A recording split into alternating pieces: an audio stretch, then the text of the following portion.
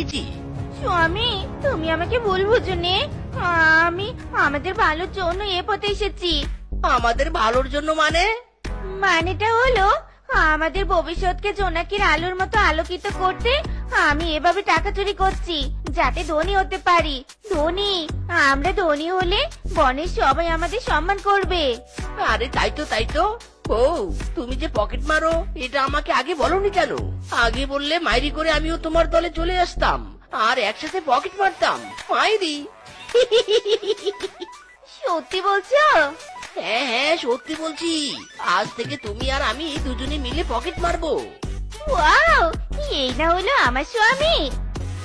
হ্যাঁ বান্ধবী, বল। এই তো আমি এসে পড়েছি। আর কি বললি? কত টাকা নিয়ে এসেছি? অনেক রে অনেক, মোট 20,000 টাকা। আজ তো ডায়মন্ডের নেকলেস নিবই নিব। ও, মক্কেল একটা পেয়েছি, চলো চলো।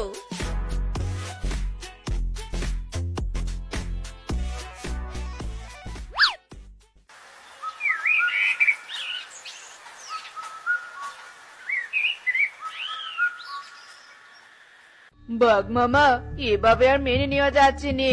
বনে পকেটমারের অত্যাচার দিন দিন বেড়ে চলছে। একদিন পকেটমার আমার স্বামী টাকা চুরি করেছে, আবার আরেকদিন আমারও। শুধু কি তাই, কালকে আমার ডায়মন্ডের নেকলেস কেনার টাকা চুরি করেছে। আমি এর একটা বিয়ে চাই মামা, এর একটা বিয়ে চাই। এই মিসকে শেফা, এভাবে তোরা কোথায় যাচ্ছিস রে? এখানে আয়, আমরা একটা জরুরি মিটিং করছি। তোমাদের পকেটের টাকা চুরি হয়েছে, তোমরা মিটিং করো। আমাদের টাকা চুরি হয়নি, তাই আমরা মিটিং করব না। চলো বউ। মিজকে কি বললো? ওর পকেট চুরি হয়নি? আর ওরা জানলো কি করে যে আমরা এখানে পকেট মার নিয়েই কথা বলছি? তার মানে মিজকে সেপাই পকেট মার নয় তো? হ্যাঁ হ্যাঁ, আমারও তাই মনে হয় মামা। ওরা যদি পকেট মার হয় তাহলে ওদের ধরার জন্য আমার মাথায় একটা বুদ্ধি এসেছে। কি বুদ্ধি কিংকং বউ? বলো বলো। শোনো সবাই। এটা একটা দারুণ বুদ্ধি। কিংকং, চল আমার সাথে বুদ্ধিমতো কাজ করতে। জানিস কিংকং, আমি যে পুকুরে লাল বেগুন চাষ করেছি না, সেই লাল বেগুন বিক্রি করে অনেক টাকা পেয়েছি। কাল সকালে সেই টাকা আমি ব্যাংকে রাখতে শহরে যাব। সত্যি বলছো মামা?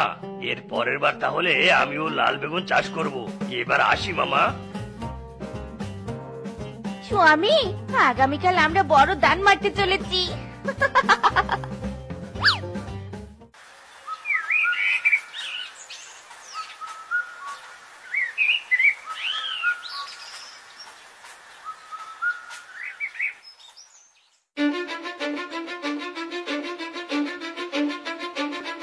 তাহলে তোরাই পকেট মার। মাইরি, তোমরা এখানে? তোমাদের হাতে লাঠি কেন? তোদের মতো পকেট মারকে মারার জন্য আমাদের হাতে লাঠি। আমরা ভুল করেছি, আমাদের ক্ষমা করে দাও। আমরা আর কখনো কারো পকেট মারবো নে। এই, এদের কথা কেউ শুনিস নে, মার এদের, মার। ও মামা মামি, মাইরি করে বলছি ছাড়ো। আর করবো না অন্যায়, আর কোনো অন্যায় করবো না, পকেট মারবো না। ও মামি গো, দয়া করো গো মামি। মামা গো, মামি গো, ছাড়ো গো, ছাড়ো।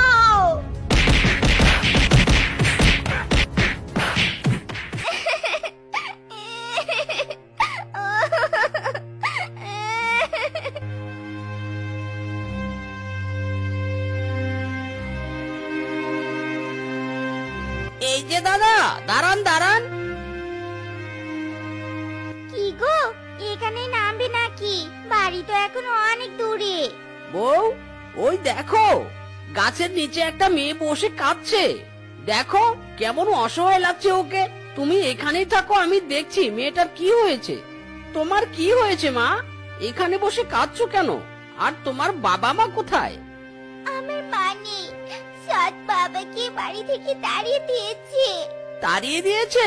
তাহলে এখন যাবে কোথায়? এই যে দাদা, তাড়াতাড়ি আসুন, আমার ভাড়া আছে। জানি না কোথায় যাব, আমার তো কোথাও যাওয়ার জায়গা নেই। আরে তুমি কেঁদো না মা, এসো আমার সাথে এসো। আজ থেকে তুমি আমার কাছেই থাকবে। কি গো, অচেনা অজানা মেয়েটাকে সাথে করে নিয়ে এলে যে? সন্ধ্যা হয়ে আসছে, আগে বাড়ি যাই, তারপর তোমাকে সব বলবো। ব্যাস ব্যাস দাদা, এখানেই দাঁড়ান। বলানে কনে হুট করে একটা জঞ্জালকে তুলে আনলে। কি দরকার ছিল হ্যাঁ রাস্তাটাকে মেয়েটাকে তুলে আনার? ওর পোশাকের অবস্থা দেখেছো একবার, কতটা নোংরা হয়ে আছে। আহ বউ, চিৎকার করো না তো। মেয়েটা অনেক অসহায়, ওর সৎমা ওকে বাড়ি থেকে তাড়িয়ে দিয়েছে। অসহায়দের পাশে দাঁড়ানোই তো সবার কর্তব্য গো বউ। এনেছো যখন তখন ওকে আর তাড়িয়ে দিচ্ছি না, তবে শুনে রাখো এ বাড়িতে ওকে আমি এমনি এমনি থাকতে দিব নে। ও এ বাড়িতে কাজের মেয়ে হয়ে থাকবে, বুঝেছো? মা শিকা, চল মা চল, আমার সাথে চল, তোর খাওয়ার সময় হয়ে গেছে।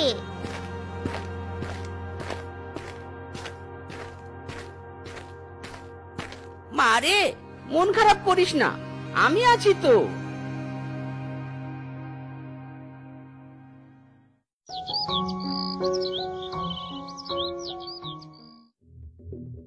কি রে নবাব জাদি, তোর ঘুম ভাঙেনি এখনো? ওঠ ওঠ বলছি। এই তোর নাম কি রে? আমার নাম টুম্পা। তোকে বসিয়ে খাওয়াতে পারবো নি, আস্তে